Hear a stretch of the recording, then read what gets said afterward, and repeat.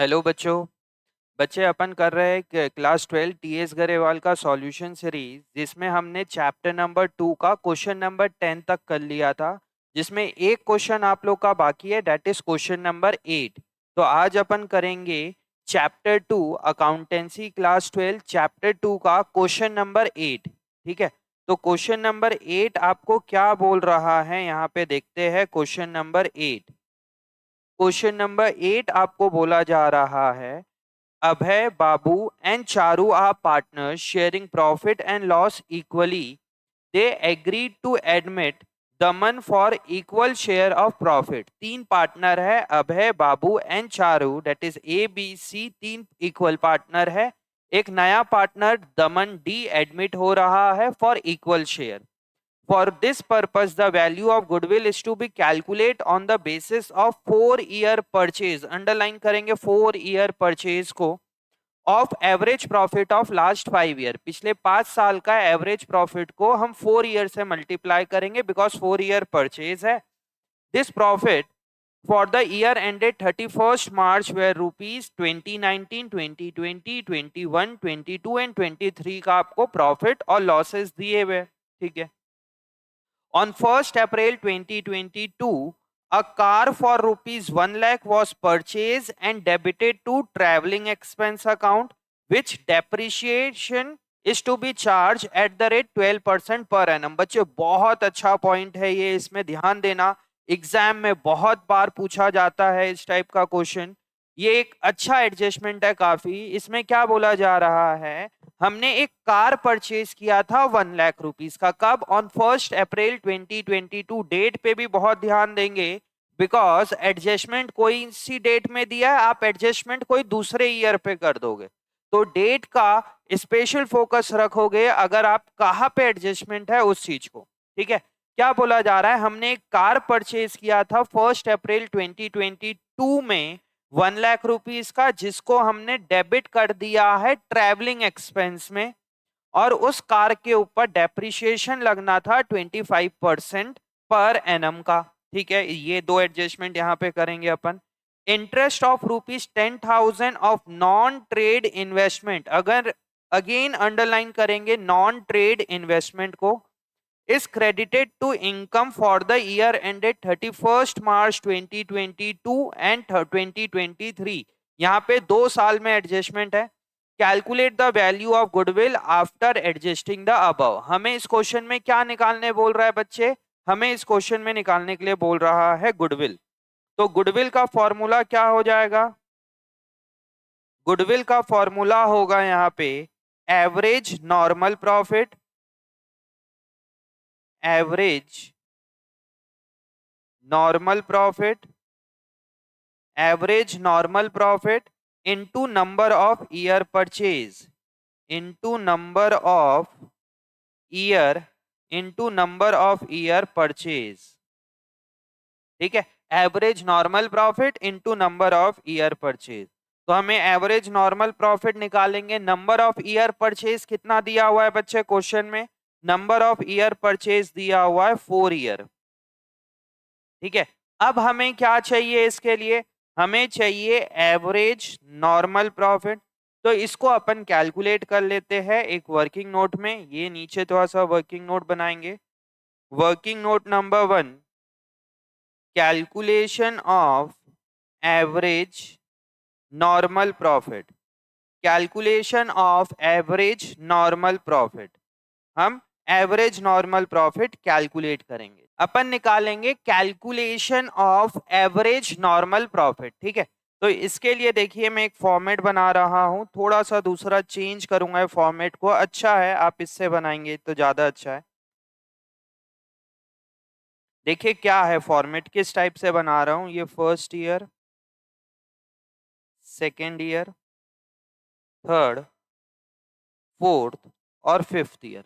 First year का date क्या है, सबसे ध्यान देना। यहाँ पे बोल रहा है जो this profit for the year ended 31st मार्च। तो पहला ईयर कब से कब तक है, 1 अप्रैल 2018 से लेके 31st मार्च 2019 तक। इसको हम कौन सा ईयर बोलेंगे बच्चे, 2018-19।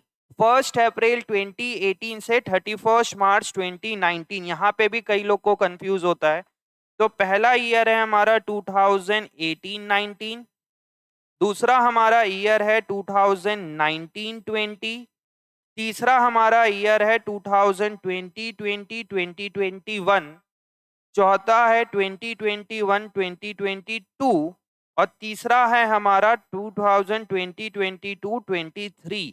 ये चीज ध्यान देना, अदरवाइज एडजस्टमेंट कोई दूसरे साल में है, आप कोई दूसरे ईयर में कर दोगे, तो ये चीज जरूर ध्यान देना। यहाँ पे हम लिखेंगे पहले नॉर्म एक्चुअल प्रॉफिट। आपको एक्चुअल प्रॉफिट कितना कितना रुपए दिया हुआ है। आपको दिया हुआ है 1,50,000, दूसरा आपको दिया हुआ है 3,50,000, तीसरा आपको दिया हुआ है यहाँ पे 5 लाख रुपीज, चौथे साल का आपको प्रॉफिट दिया हुआ है 7,10,000 रुपीज और फोर्थ ईयर आपको लॉस दिया हुआ है बच्चे 5,90,000 का नेगेटिव प्रॉफिट। नेगेटिव प्रॉफिट मतलब आपको लॉस दिया हुआ है, ध्यान देंगे, ठीक है, ये आपको दिया हुआ है। यहाँ पे अब हमें करना है एडजस्टमेंट्स। क्या करना है बच्चे? एडजस्टमेंट्स करना है। तो पहला एडजस्टमेंट क्या है यहाँ पे? पहला एडजस्टमेंट है car purchase was debited to travelling expense. जो हमने कार परचेज किया, car purchase debited to travelling expense, car purchase debited to travelling expense. हमने जो कार परचेज किया है उसको हमने ट्रैवलिंग एक्सपेंस पे डेबिट कर दिया। समझना बहुत गहराई में इसको। सबसे पहले तो बताइए कौन से ईयर का एडजस्टमेंट है। यहां पे बोल रहा है हमने कार परचेज किया 1 अप्रैल 2022 को, तो कौन सा ईयर हो गया बच्चे? वो 1 अप्रैल 2022 से 31 मार्च 2023। ये इस साल का एडजस्टमेंट है। यहाँ पे क्या हो रहा है देखना, यहाँ पे क्या हो रहा है, हमने एक कार परचेज किया।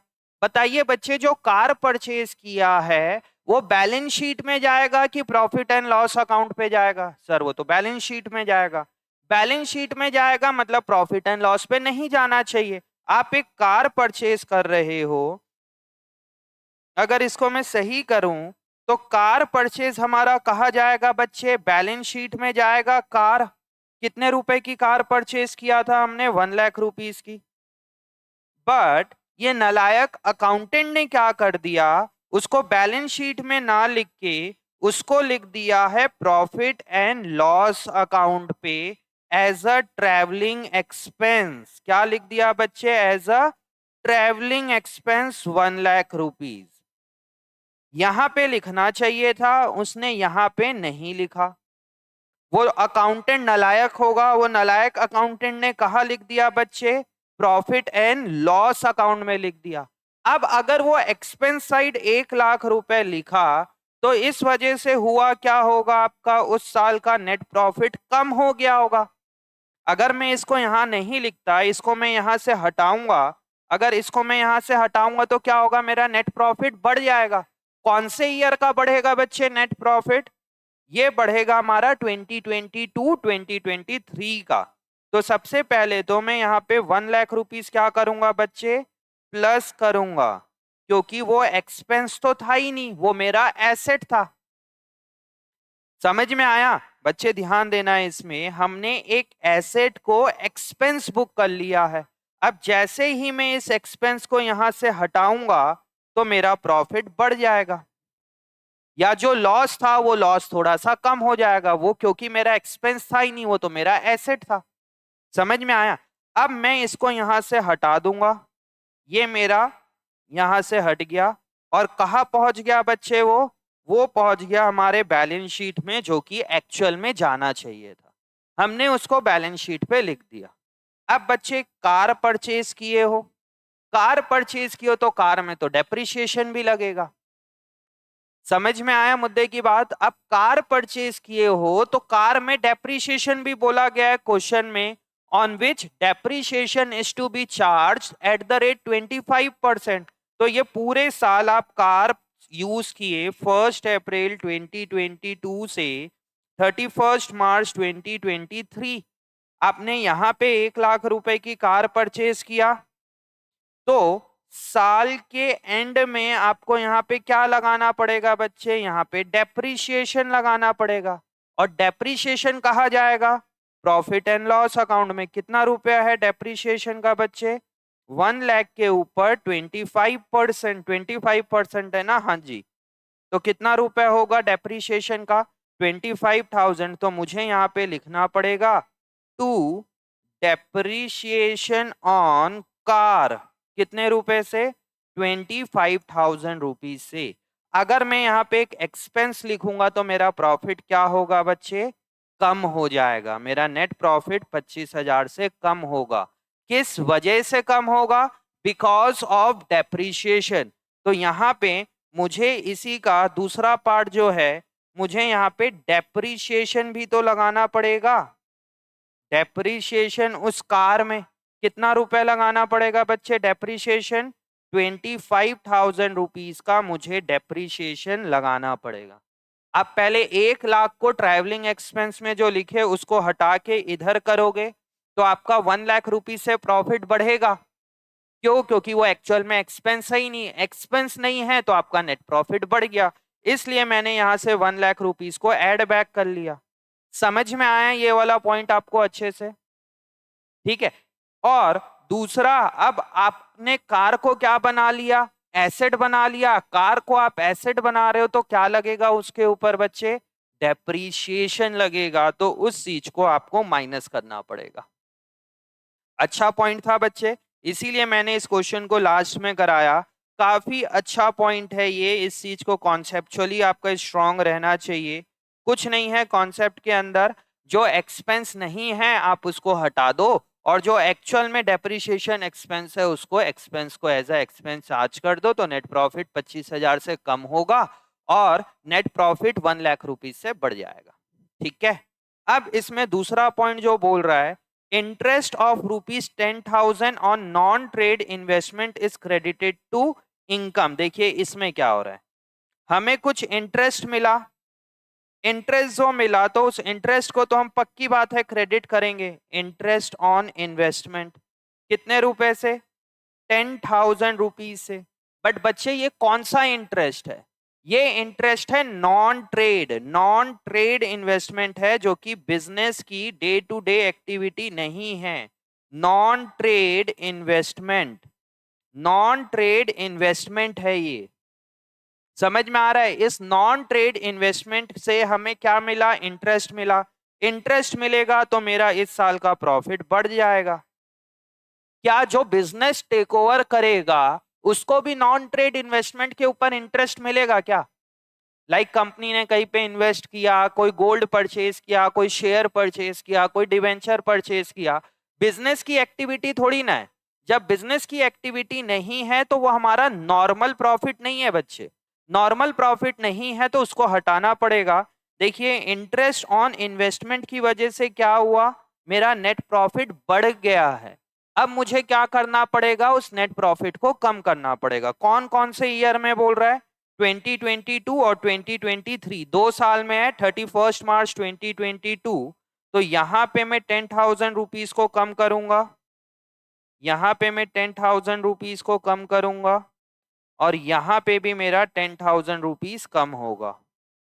किस चीज का, interest on non trade investment, interest on non trade investment. इस वजह से मेरा जो ये चीजें है इसको मुझे कम करना पड़ेगा। अब आप यहां से इसको क्लोज करके अपना नॉर्मल प्रॉफिट कैलकुलेट कर लो। यहां से आप अपना नॉर्मल प्रॉफिट कैलकुलेट कर लो, तो आपका यहां पे आ जाएगा नॉर्मल प्रॉफिट। पहला ईयर का कितना है, 1,50,000। दूसरे साल का कितना है, 3,50,000। थर्ड ईयर का कितना है, 5 लाख। 4 ईयर का कितना हो जाएगा बच्चे, 7 लाख रुपीज। कितना हो जाएगा ये, 7 लाख रुपीज। और इसमें कितना हो जाएगा बच्चे, माइनस है ना, ध्यान देना, 5,90,000 ये लॉस है आपका, लॉस और बढ़ जाएगा 25 + 10 - 1 लाख।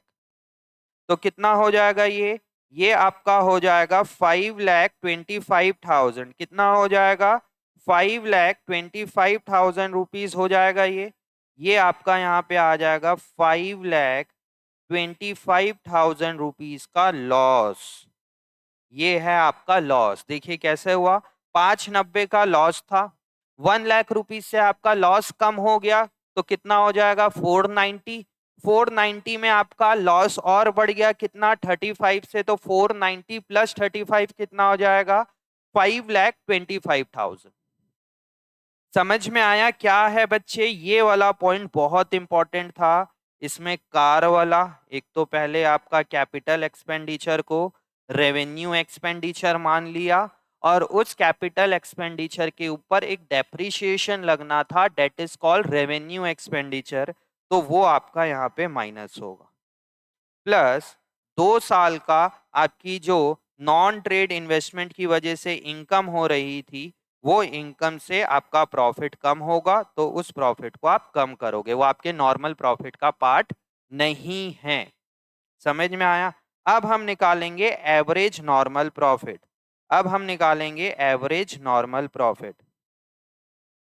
एवरेज नॉर्मल प्रॉफिट ये कैसे कैलकुलेट होगा बच्चे?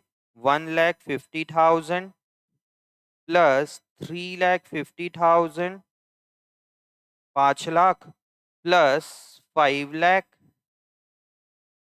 Plus 7 lakh minus 5,25,000 divided by 5। जब आप इसको प्लस करोगे तो कितना हो जाएगा? ये हो जाएगा 5 5 10 और 7 17 17, और ये लॉस है तो 17 लाख में माइनस 5,25,000 रुपीज माइनस करोगे तो कितना होगा? ये आएगा आपका 11,75,000। कितना आ गया बच्चे? 11,75,000।